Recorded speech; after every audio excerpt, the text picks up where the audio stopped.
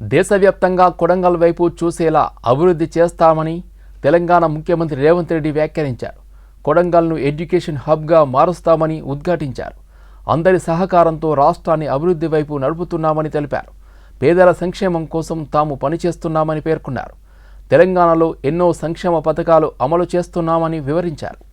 మీరందరూ నిలబడ్డారు కాబట్టి నేను ఏడ పోయొచ్చినా మీరందరూ ఈడ కూర్చొని చక్కదిద్దిండ్రు కాబట్టి ఇవాళ మనం ఇంత గొప్ప అవకాశం వచ్చింది.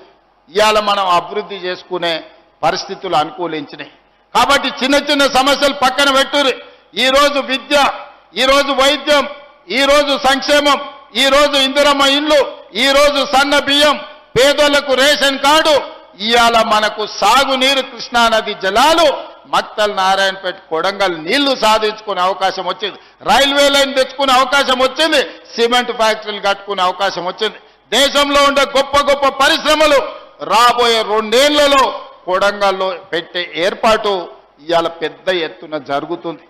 మరి ఇన్ని పనులు జరిగినాయంటే మీ బిడ్డ పెద్దోడైంది కాబట్టి, మీ బిడ్డ ప్రయోజకుడైంది కాబట్టి 2009లో మీరు నాటిన మొక్క ఈరోజు పెద్ద చెట్టు అయి పండ్లు కాస్తున్నాయి. ఆ చెట్టును కాపాడుకున్న బాధ్యత మీది. ఆ చెట్టుకు కంచేసి కాపాడితేనే 10 కాలాల పాటు ఈ కొడంగల్ నియోజకవర్గం ఎక్కడికి వెళ్ళినా కూడా మా వాడు ఈరోజు ఈ స్థాయిలో ఉన్నాడు, మేము ఏడికి వెళ్ళినా తలెత్తుకొని నిలబడతామని ఈరోజు మనందరం మాట్లాడుకునే పరిస్థితి. కాబట్టి మిత్రులారా, ఇంత మంచి కార్యక్రమం మీరందరూ వచ్చి మంత్రివర్గం అంతా సహకరించి మీరందరూ మంత్రివర్గంలో కొడంగల్కు ఏ నిధులు కావాలన్నా ఏమనుకుంటా మంత్రులందరూ సహకరించి సంతకం పెడుతున్నారు. కాబట్టి ఈ రోజు నీళ్ళు వచ్చినా, బడి వచ్చినా, గుడి వచ్చినా, రోడ్లు వచ్చినా, నీళ్ళ ట్యాంక్ వచ్చినా, రైల్వే లైన్ వచ్చినా, సిమెంట్ కంపెనీ వచ్చినా, పరిశ్రమలు వచ్చినా, కోజ్గి నుంచి బరాబర్ ఎయిర్పోర్ట్ శంషాబాద్కు రోడ్డు వచ్చినా మంత్రులు సంపూర్ణంగా సహకరిస్తారు. ఈ నెల 10వ తేదీన సికింద్రాబాద్ పరేడ్ గ్రౌండ్లో జరిగే భారత ప్రధాని నరేంద్ర మోదీ బహిరంగ సభ విజయవంతం చేయాలని తెలంగాణ రాష్ట్రం బీజేపీ అధ్యక్షుడు రామచంద్రరావు పిలుపునిచ్చారు. ఆయన సికింద్రాబాద్ పరేడ్ గ్రౌండ్లో జరుగుతున్న ఏర్పాట్లను పర్యవేక్షించి విలేకరులతో మాట్లాడారు. 3వసారి ప్రధానమంత్రి అయ్యాక మోదీ తొలిసారిగా తెలంగాణ రాష్ట్రానికి విచ్చేస్తున్నారని, ఈ సభను విజయవంతం చేయడానికి అందరూ కృషి చేయాలని పిలుపునిచ్చారు. ఈ నెల 10వ తేదీన సాయంకాలం 4:30 గంటలకు ఎయిర్పోర్ట్కి వస్తారని, అక్కడి నుండి పలు కార్యక్రమాల్లో పాల్గొని మోడీ 5:30 బహిరంగ సభలో మాట్లాడతారని, ఈ సందర్భంగా తెలంగాణ సాంప్రదాయ పద్ధతులు, మహిళలు, కళాకారులు వారి వారి కార్యక్రమాలు నిర్వహిస్తూ స్వాగతం పలుకుతారని చెప్పారు. పోలీసులు సభకు విచ్చేస్తున్న వారిని అడ్డుకోకుండా కార్యకర్తలను, ప్రజలను గ్రౌండ్లోకి పంపాలని, వచ్చిపోయే వారిని ఇబ్బంది కలిగించరాదని ఆయన పోలీసులకు విజ్ఞప్తి చేశారు. రాష్ట్రానికి 8,000 కోట్ల రూపాయల ప్రాజెక్టులతో జాతికి అంకితం చేసేటటువంటి ఒక కార్యక్రమంలో రావడం జరుగుతున్నది. మరి ఆ సందర్భంగా నేను అధ్యక్షుడైన తర్వాత మొట్టమొదటిసారిగా మన రాష్ట్రానికి వస్తున్నారు కాబట్టి రాష్ట్ర ప్రజలు, కార్యకర్తలు వారికి స్వాగతం పలకాలే అనేటటువంటి ఆలోచనలతో పెరేడ్ గ్రౌండ్లో ఈ బహిరంగ సభని ఇక్కడ ఏర్పాటు చేయడం జరిగింది. మే 10వ తారీఖు నాడు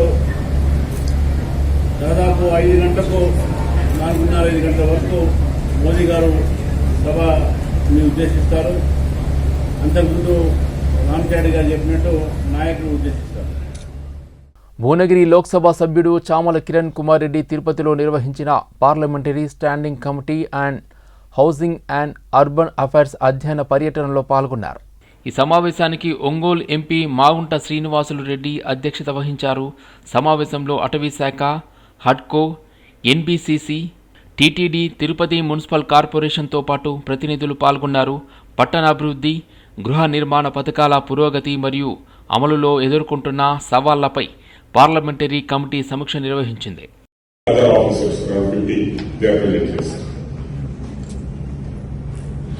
నమస్కారం సార్,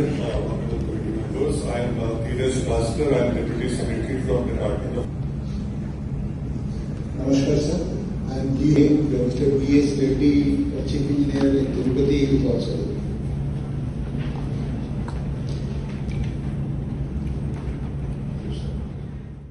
బీఆర్ఎస్ నేతలు రాష్ట్రంలోని శాంతి భద్రతల పరిస్థితిపై తీవ్ర విమర్శలు చేశారు.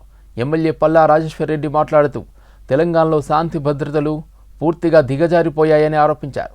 ప్రతిపక్ష నేతల ఇండ్లపై కార్యాలయాలపై దాడులు జరుగుతున్నాయని అన్నారు. కరీంనగర్ ఘటనపై డీజీపీకి ఫిర్యాదు చేశామని ఎమ్మెల్యే కౌశిక్ రెడ్డికి భద్రత పెంచాలని డిమాండ్ చేశారు. అలాగే కేంద్ర మంత్రి బండి సంజయ్ కుమార్ వ్యాఖ్యల వల్లే ఉద్రిక్త పరిస్థితులు ఏర్పడ్డాయని ఆరోపిస్తూ ఆయనపై కేసు నమోదు చేయాలని కోరారు. ఈరోజు తెలంగాణ రాష్ట్రంలో శాంతి భద్రతలు పూర్తిగా దిగజారిపోయినాయి.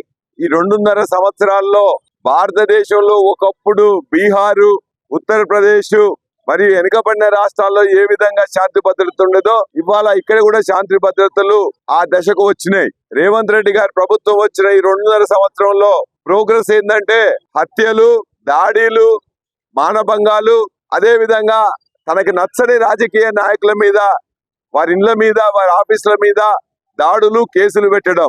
కేంద్ర హోంశాఖ సహాయ మంత్రిగా ఉన్న బండి సంజయ్ గారే స్వయంగా అనాగరికంగా ప్రవర్తిస్తా ఉన్నారు.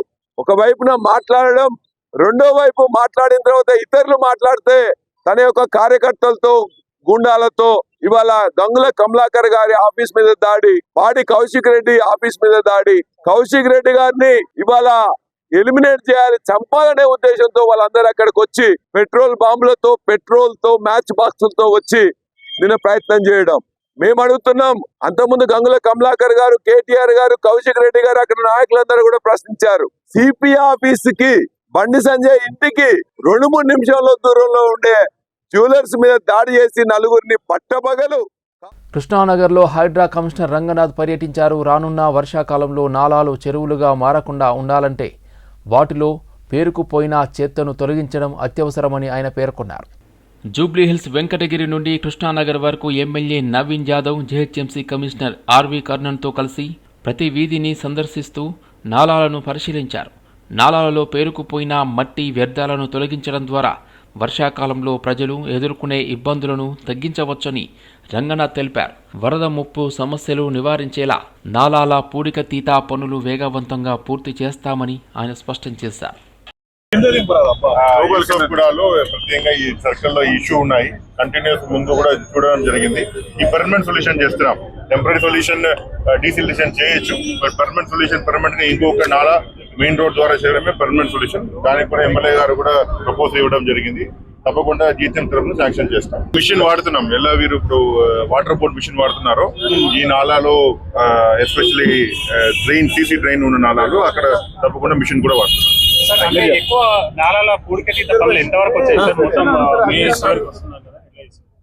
నెక్స్ట్ జూన్ ఫస్ట్ వీక్ లోపల పూర్తి కంప్లీట్ చేయడం జరుగుతుంది. అన్ని పని ఫాస్ట్ గానే చేస్తున్నారు. ఈ రోజు కూడా ఆల్రెడీ 3 వీక్ ఈ ముంపు నివారణ చేసే దాంట్లో హైడ్రా కూడా మేము కూడా భాగస్వాములు అయ్యాము. సో దీంట్లో ఇప్పుడు ఈ డీసిల్టింగ్ అనేది ప్రథమంగా తీసుకొని, అంటే చాలా మట్టి కూడా ఇక్కడ మీరు చూసారు వెంకటగిరికి ఆనుకొని ఈ కృష్ణానగర్ ఉంటది. అంటే ఎత్తు నుంచి వాటర్ వచ్చి ఇక్కడ ఏది గ్రౌండ్ లెవెల్ కి వచ్చి వాటర్ వచ్చినప్పుడు సిల్ట్ బాగా, అంటే మట్టి అంతా డిపాజిట్ అవ్వటము, దానివల్ల ఏదైతే క్యారింగ్ కెపాసిటీ, నాలా క్యారింగ్ కెపాసిటీ చాలా తగ్గిపోవటము, తద్వారా ఇక్కడ ఫ్లడ్డింగ్ అవ్వడానికి కూడా ఒక ప్రధానమైన కారణం ఇది. 2002లోనో 2001లోనో ఇప్పుడు ఇక్కడ డీసిల్టింగ్ ప్రాపర్ గా చేశారని చెప్పి ఇక్కడ స్థానికులు చెప్తున్నారు. దాదాపు 20-25 ఏళ్ల దాకా ఇప్పుడు సరిగ్గా జరగలేదని చెప్పి ఇక్కడ స్థానికులు చెప్తున్నారు.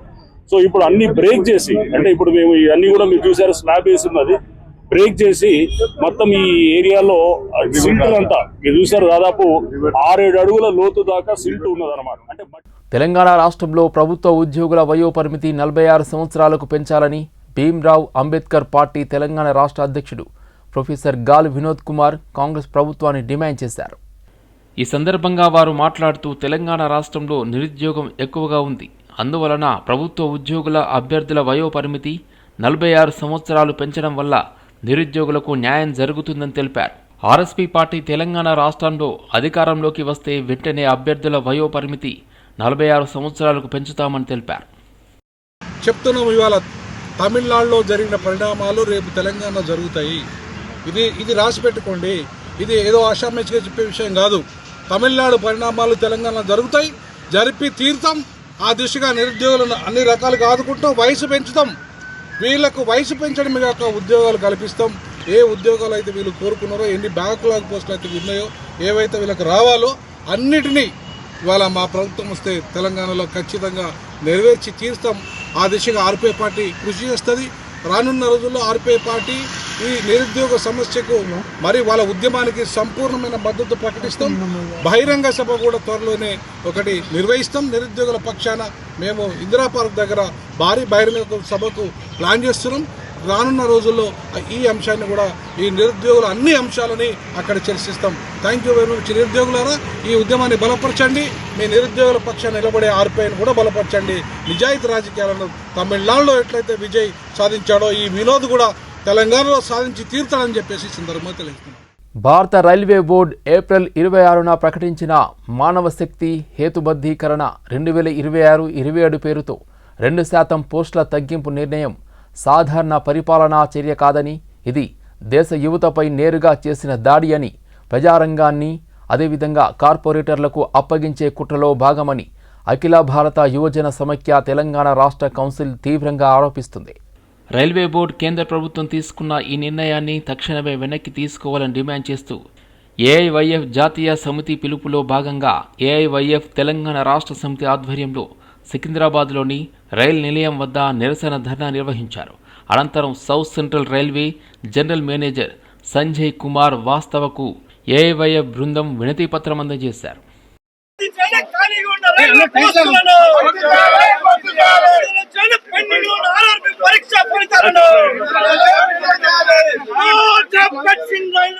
మ్యాన్ పవర్ రేషనలైజేషన్ అని ఒక హేతుబద్ధీకరణ తప్పుడు నిర్ణయాన్ని తీసుకొచ్చింది. దీని కారణంగా దాదాపు 30,000 పోస్టులని హరించే విధంగా తీసుకున్నటువంటి నిర్ణయాన్ని all India youth federation Telangana రాష్ట్ర సమితిగా ఖండిస్తున్నాం.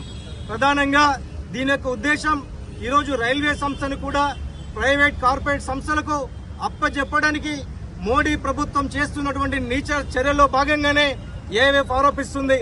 ఎందుకంటే అయ్యా మోడీ గారు దాదాపు 14 లక్షల పైగా ఉన్నటువంటి రైల్వే బోర్డులో ఇప్పటికి కేవలం 10 లక్షలు మాత్రమే పనిచేస్తున్న వాళ్లకు కనీసం రిజల్ట్ విడుదల చేయకుండా ఈ రోజు ఉద్యోగాలు తగ్గిస్తున్నట్టు ప్రకటిస్తున్నారు ప్రభుత్వం. అంటే ఇంత సిగ్గుచేటు. ఈ రోజు ప్రభుత్వాలు ఉద్యోగాలు ఇవ్వాలి కానీ ఉద్యోగాలు తగ్గిస్తారా? లక్షలాది మంది కోట్లాది మంది నిరుద్యోగులు రోడ్ల మీద ఈ రోజు ఉద్యోగాల కోసం ఎదురు చూస్తున్నారు. ఎగ్జామ్స్ రాది. ఈ రోజు ఒక్కటే పెద్ద సెక్టార్ ఈ భారతదేశంలో ఉందంటే రైల్వే సెక్టార్. రైల్వే సెక్టార్ లో కూడా ఉద్యోగాలు తగ్గిస్తే ఇక ఈ నిరుద్యోగులు ఎక్కడ పోవాలి? వాళ్ళ జీవితాలతో ఎందుకు చెలగాట మారుతున్నారని ఈ సందర్భంగా నరేంద్ర మోదీ గారిని ప్రశ్నిస్తున్నాం. మీరు అన్నారు సంవత్సరానికి 2 కోట్ల ఉద్యోగాలు కల్పిస్తాను అధికారం వచ్చిన తర్వాత. 2 కోట్ల ఉద్యోగాలు అయితే పక్కా పెట్టింది. గత 10 సంవత్సరాల నుంచి దాదాపు మీరు 40 కోట్లు. ప్రధానమంత్రి నరేంద్ర మోదీ చేపట్టిన కులగణన నిర్ణయం చారిత్రాత్మకమని, దీని ద్వారా దేశంలో బీసీల అసలు జనాభా బయటపడుతుందని జాతీయ బీసీ సంక్షేమ సంఘం అధ్యక్షుడు రాజ్యసభ సభ్యుడు ఆర్ కృష్ణయ్య అన్నారు. కాచిగూడలో జరిగిన 13 బీసీ సంఘాల సమావేశంలో ఆయన మాట్లాడారు. 1931 తర్వాత తొలిసారి దేశవ్యాప్తంగా కులగణన చేపట్టడం బీజేపీ ప్రభుత్వ ధైర్య నిర్ణయమని పేర్కొన్నారు. అవసరం లేదు, తప్పనిసరి కులాల వారి లెక్కలు తీస్తారు. తీయకపోతే కొట్లాడేదాన్న మేమే ముందున్నాం. సుప్రీంకోర్టులోనే చేసేస్తాం. ఢిల్లీలో 30 ఏళ్ల నుంచి ధర్నాలు చేస్తున్నాం అని హైకోర్టులో కేసులు వేసినాం.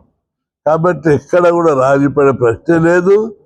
ప్రధానమంత్రి ఇచ్చిన వాగ్దానం ఎప్పుడు కూడా తప్పు కాదని చెప్పి దాని మీద ఎవరు కూడా అనుమానాలు వద్దు. కులాల వారి లెక్కలు జరుగుతాయి అని చెప్పి కొద్దిగా వెయిట్ చేయాలని చెప్పి నేను విజ్ఞప్తి చేస్తున్నాను. రెండో విషయానికి వస్తే, మనము బీజేపీ పార్టీని కొందరు విమర్శిస్తున్నాం. యాంటీ బీసీ అని. ఎక్కడ యాంటీ బీసీ? నేను ఒకటి ప్రశ్నిస్తున్నా. ఈ దేశానికి 76 ఏళ్ళ స్వతంత్రం వచ్చింది. గతంలో కాంగ్రెస్ పార్టీ రూల్ చేసింది, జనతా పార్టీ రూల్ చేసింది, జనతా దళ్ పార్టీ రూల్ చేసింది, అదేవిధంగా సమాజ్వాదీ పార్టీ కూటమి తోటి రూల్ చేశారు. ఎప్పుడైనా మీరు కుత్బుల్లాపూర్ పరిధిలోని నిజాంపేటలో వైఆర్ఎస్ శారీస్ తన తొలి స్టోర్ను ఘనంగా ప్రారంభించింది. విజయ ఛాంబర్లో జరిగిన ఈ ప్రారంభోత్సవ కార్యక్రమానికి ప్రముఖ టెలివిజన్ యాంకర్ సుమా కనకాల ముఖ్య అతిథిగా హాజరయ్యారు. వ్యవస్థాపకులు మణిదీప్ ఏచూరి, డాక్టర్ స్పందన మద్దుల కలిసి ఈ స్టోర్ను ప్రారంభించారు.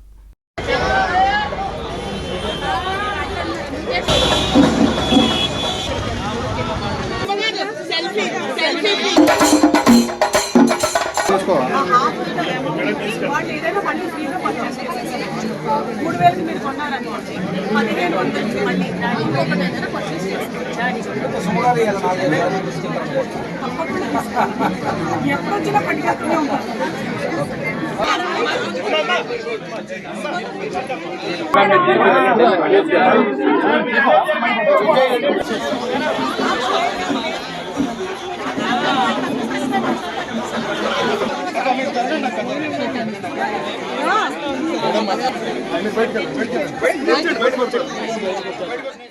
తెలంగాణ జనసమితి 4వ ప్లీనరీ సమావేశం ఈ నెల 12వ తేదీన ఉదయం 10 గంటలకు నెక్లెస్ రోడ్లోని జలవిహార్లో నిర్వహించనున్నట్లు టీజేఎస్ పార్టీ విద్యార్థి విభాగం తెలిపింది.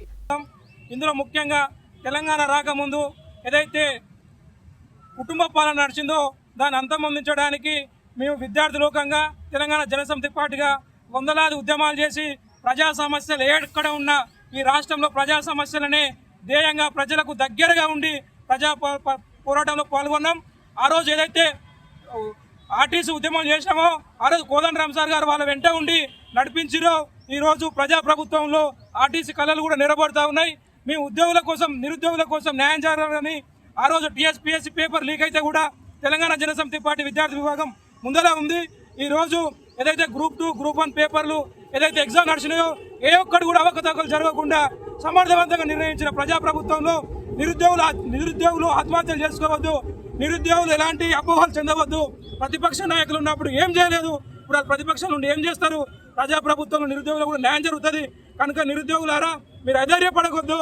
విద్యార్థి లోకాన్ని కూడా సంక్షేమ హాస్టల్ ఉండే పిల్లలకు కూడా మెచ్చార్జీలో పెంచింది కూడా ప్రజాప్రభుత్వమే. కాబట్టి కోదండరామ్ సార్ గారు ప్రతి ఒక్కరి విషయంలో కూడా న్యాయంగా ఉన్నారు. ప్రతి ఒక్కరు న్యాయం చేసినాక కూడా కోదండరామ్ సార్ వాళ్ళకు వెనువెంట ఉంటారు. హైదరాబాద్ సిటీలో కలకాలం అత్యంత ధనవంతులు ఐపీఎస్, ఐఏఎస్ అధికారులు నివాసం ఉండే జూబ్లీహిల్స్ ప్రసానన్ నగర్లో దారుణం జరిగింది. ప్రసానన్ నగర్లో నివాసం ఉంటున్న మాజీ ఐపీఎస్ అధికారి వినయ్ రంజన్ రే భార్య సునందను ఇంట్లోనే హత్య చేసి నేపాల్ దేశానికి చెందిన పని మనిషి కల్పన ఈరోజు ఉదయం ఈ ఘటన వెలుగులోకి వచ్చింది. ప్రశాసన్ నగర్లోని ఐఏఎస్ క్వార్టర్లో ఉంటున్నారు రిటైర్డ్ ఐపీఎస్ అధికారి వినయ్ రంజన్. వాళ్ళ ఇంట్లో పనిచేయడానికి నేపాల్ దేశానికి చెందిన కల్పన అనే మహిళను పని మనిషిగా పెట్టుకున్నారు. కొన్నాళ్లుగా ఎంతో నమ్మకంగా పనిచేసిన కల్పన అదును చూసి ఈ ఘోరానికి పాల్పడింది. ఈ హత్యలో పని మనిషి కల్పనతో పాటు ఇంకెవరైనా ఉన్నారా, నేపాల్ గ్యాంగ్ ఉందా అనే కోణంలో విచారణ చేస్తున్నారు పోలీసులు. ఇంటి పరిసరాల్లోని సీసీటీవీ ఫుటేజీలను పరిశీలిస్తున్నారు. నిందితురాలు కల్పన కోసం గాలింపు చర్యలు ముమ్మరం చేశారు పోలీసులు. సంపన్నులు, ఉన్నతాధికారులు నివాసం ఉండే ఈ ప్రాంతంలో ఓ రిటైర్డ్ పోలీస్ ఉన్నతాధికారి ఇంట్లో ఈ ఘోరం జరగడం సంచలనంగా మారింది. ఖైరతాబాద్ ఎమ్మెల్యే దానం నాగేందర్ స్పాట్కు వచ్చారు. వివరాలు అడిగి తెలుసుకున్నారు.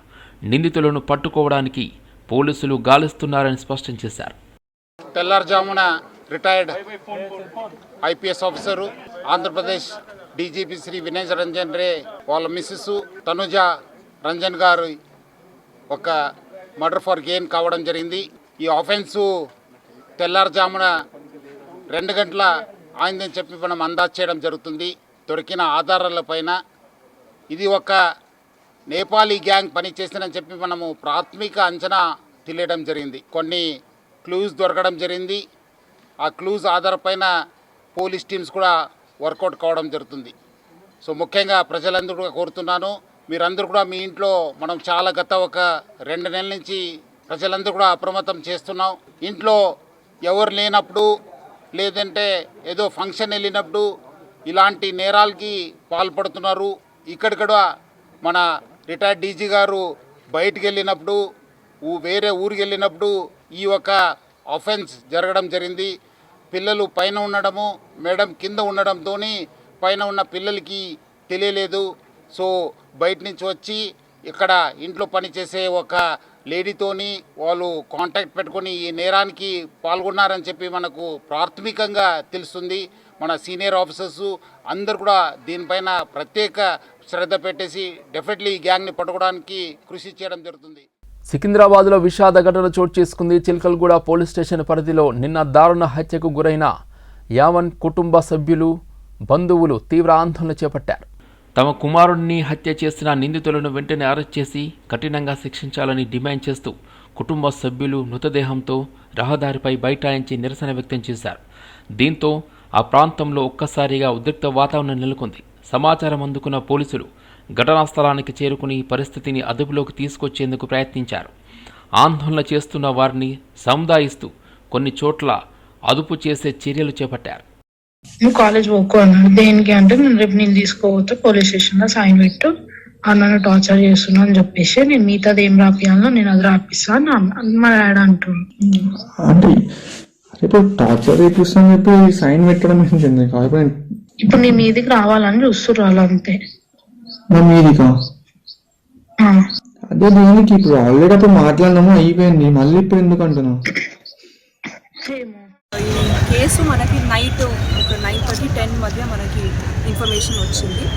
అప్పటికి it was attempt to murder case అని అనుకున్నాము. బట్ మనకి గాంధీ హాస్పిటల్కి వచ్చే రోజు మనకి తెలిసింది దట్ వాళ్ళు చనిపోయారు. చనిపోయిన వ్యక్తి పేరు అఖిల్ అని, 21 years old, 3rd year engineering student. ఇక్కడ మేడిబావి ఏరియాలోనే పుట్టి పెరిగారు, చిలకలగూడ ఏరియాలో. జస్ట్ లాస్ట్ 1.5 year బ్యాక్ వాళ్ళు దమాయిగూడ ఏరియా అంటే మల్కాజ్గిరి కమిషనరేట్ లిమిట్స్లో ఉంటున్నారు. సో ఇప్పుడు వాళ్ళు చిన్నప్పుడు ఉన్నటప్పుడు స్కూల్లో పరిచయం అయ్యారు అమ్మాయి. సో వాళ్ళప్పుడు ఐ థింక్ వాళ్ళిద్దరి మధ్య కొంచెము అంటే ఫ్రెండ్షిప్ పెరిగింది. బట్ ఫ్యామిలీస్ కొంచెము దీన్ని అపోజ్ చేశారు. అండ్ కొంచెము తెలిసింది అంటే వాళ్ళు పిటిషన్ ఇచ్చింది తెలిసింది దట్ అంటే ఫ్యామిలీ కూడా వార్న్ చేశారు దట్ అమ్మాయి దగ్గర జోలికి వెళ్ళకండి అని. మొన్న ఈ 3rd year సెమిస్టర్ ఎగ్జామ్స్ కోసం ప్రిపరేషన్ కోసం వాళ్ళు ఇక్కడ మేడిబావిలో వాళ్ళ బంధువుల ఇంటికి వచ్చారు. సో అప్పుడు ఇదేదో సంఘటన జరిగింది. వాళ్ళు చెప్తున్నది ఏమిటంటే వాళ్ళ ఫ్యామిలీ మెంబర్స్ దట్ అబ్బాయి వాళ్ళకి కాల్ చేసి చెప్పారు దట్ అమ్మాయి వాళ్ళ బ్రదర్స్. జలమండలి విజిలెన్స్ విభాగం ఆధ్వర్యంలో కొండాపూర్ వార్డ్, ఆనంద్ నగర్ కాలనీ, ప్రశాంత్ నగర్ ప్రాంతాల్లో నల్లాకు బిగించిన మోటార్లను అధికారులు నీటి సరఫరా సమయంలో పర్యటించి పైప్ లైన్లకు అక్రమంగా బిగించిన 22 మోటార్లను స్వాధీనం చేసుకున్నారు. ఎవరైనా వినియోగదారులు ఇలా తమ నల్లాలకు మోటార్లు బిగించి పట్టుబడితే వారిపై జలమండలి నిబంధనల ప్రకారం చర్యలు తీసుకోవడంతో పాటు మోటార్లు సీజ్ చేస్తారు. రెండోసారి మోటార్లు బిగిస్తే 5,000 జరిమానా విధించి కేసులు నమోదు చేస్తారు. కాబట్టి వినియోగదారులు ఎవరూ నల్లాలకు మోటార్లు బిగించవద్దని జలమండలి విజ్ఞప్తి చేస్తుంది. ఒకవేళ తక్కువ ప్రెషర్తో నీరు సరఫరా అయినా లేదా నీటి సరఫరాలో ఏవైనా ఇతర సమస్యలు తలెత్తినా తమకు దగ్గరలోని సంబంధిత మేనేజర్, డీజీఎం, జీఎం అధికారులను సంప్రదించాలి. లేదా జలమండలి కస్టమర్ కేర్ నెంబర్ 155-313కి ఫోన్ చేసి ఫిర్యాదు చేయవచ్చు. వాటిపై తప్పకుండా తగిన చర్యలు తీసుకుని సమస్యల్ని పరిష్కరిస్తామని అధికారులు తెలిపారు.